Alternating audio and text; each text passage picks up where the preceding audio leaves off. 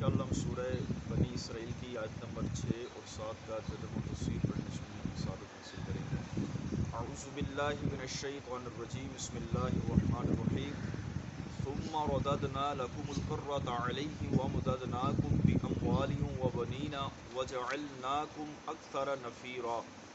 ترجمہ کنز العرفان، پھر ہم نے تمہارا غلبہ ان پر الٹ دیا، مالوں اور بیٹوں کے ساتھ تمہاری مدد کی، اور ہم نے تمہاری تعداد بھی زیادہ کر دی۔ اس آیت مبارکہ میں بنی اسرائیل کی بربادی کے بعد دوبارہ سنبھلنے کی داستان بیان کی جا رہی ہے کہ گناہوں اور نافرمانیوں کے نتیجے میں تباہ و برباد ہونے کے بعد جب ہم نے توبہ اور تکبر و فساد سے بنی اسرائیل باز آئے تو ہم نے فرمایا، بنی اسرائیل تمہیں دولت اور تمہاری اتنی قوت اور طاقت تمہیں عطا فرمائی کہ تم دوبارہ مقابلہ کرنے کے قابل ہوئے۔ کب؟ جب بنی اسرائیل نے اللہ تبارک و تعالیٰ کی بارگاہ میں توبہ کی اور اپنے تکبر اور فساد سے باز آئے۔ اس آیت کریمہ سے معلوم ہوا کہ افرادی اور مالی قوت بھی بہت بڑی اہمیت رکھتی ہے اور طاقت کے میدان میں ان کا بڑا عمل دخل ہے، اور اگر ان کا صحیح استعمال ہو تو یہ اللہ تعالیٰ کی بہت بڑی نعمت ہے۔ کیا چیز؟ مال اور انفرادی قوت یعنی اولاد۔ اگر مال اللہ تبارک و تعالیٰ کی راہ میں خرچ ہوتا ہے، آپ کا مال غریبوں مساکینوں پر خرچ ہوتا ہے، حرام کاموں سے آپ اپنے مال کو بچاتے ہیں، حرام جگہوں پہ خرچ نہیں کرتے، تو فرمایا دولت بھی اللہ تعالیٰ کی نعمت ہے۔ اسی طرح اولاد، بیٹے بھی اللہ تعالیٰ کی نعمت ہے۔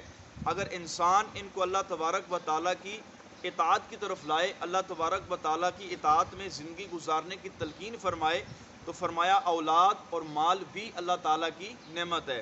ان احسنتم احسنتم لانفسکم وان اسأتم فلہا فاذا جاء وعد الآخرة لیسوءوا وجوہکم ولیدخلوا المسجد کما دخلوه اول مرة ولیتبروا ما علوا تتبیرا۔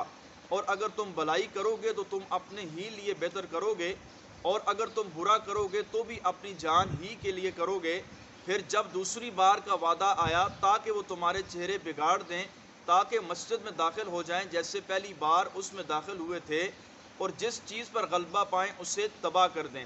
اس آیت کریمہ کا خلاصہ یہ ہے کہ بنی اسرائیل کو غلبہ و طاقت، اقتدار و اختیار عطا کیا گیا، ساتھ ہی انہیں یہ بھی فرما دیا گیا کہ اگر تم بلائی کرو گے یعنی نیکی کرو گے اور اس پر ثابت قدم رہو گے اور اسی بلائی کے راستے پر چلو گے تو تم اپنے لیے ہی بہتر کرو گے، اور اگر برا کرو گے تو بھی اپنے لیے ہی وہ برا کرو گے، فتنہ فساد اور نافرمانی کر کے زندگی گزارو گے، تو فرمایا اس کا انجام تمہیں ہی بھگتنا پڑے گا۔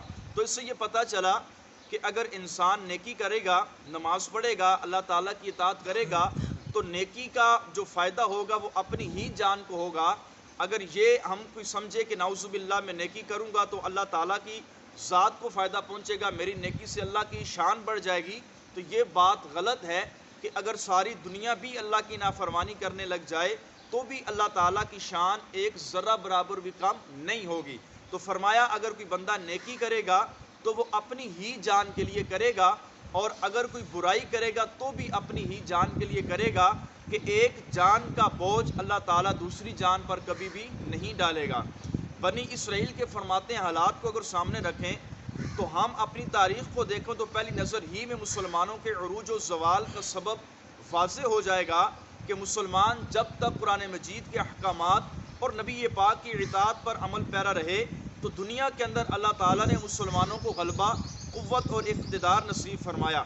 لیکن جب مسلمانوں نے اللہ تعالیٰ کے احکامات کو چھوڑا، نبی پاک علیہ الصلوۃ والسلام کی اطاعت کو ترک کر دیا، تو پھر مسلمان زوال کی طرف آئے، اور اب مسلمان گرتا ہی چلا جا رہا ہے کہ جب مسلمان اللہ تعالیٰ کے احکامات اور نبی پاک علیہ الصلوۃ والسلام کی شریعت کا پکا تابع ہو جائے گا تو پھر اللہ تعالیٰ مسلمان کو لوٹا ہوا وقار نصیب فرمائے گا۔